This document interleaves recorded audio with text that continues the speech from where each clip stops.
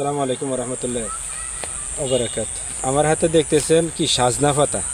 এই সাজনা গাছ, আজকে আমি সাজনা পাতার, আপনারা এর আগে অনেক ধরনের অনেক উপকারের কথা বলছে। আজ আমি সাজনা পাতার শুধু একটা উপকারিতা সম্বন্ধে বলব। যাদের কোনো সন্তান হয় না তারা এই সাজনা পাতার বাকলটা নেবেন। বাকলটা নিয়ে এর সাথে গোলমরিচ মিশাবেন 21টা। আর বাকল নিয়ে শিল্পাটা ভালো করে বেটে এই গোলমরিচের সাথে বেটে ছোটো ছোটো বড়ি বানাবেন 21টা বানানোর পরে আপনার মাসিক পিরিয়ডের থেকে ভালো হওয়ার পরে টানা 21 দিন খাবেন। ইনশাল্লাহ 21 দিন 21টা বড়ি প্রতিদিন সকালে খালি পেটে খাবেন। ইনশাল্লাহ আল্লাহ চাহে আপনার সন্তান গর্ভে আসবে। আর প্রথম মাসে যদি না আসে তাহলে আপনারা দ্বিতীয় মাসে চেষ্টা করবেন।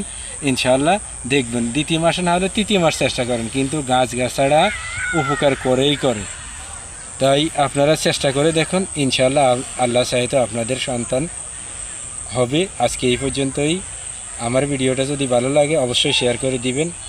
ভালো থাকেন, সুস্থ থাকেন, আল্লাহ হাফেজ।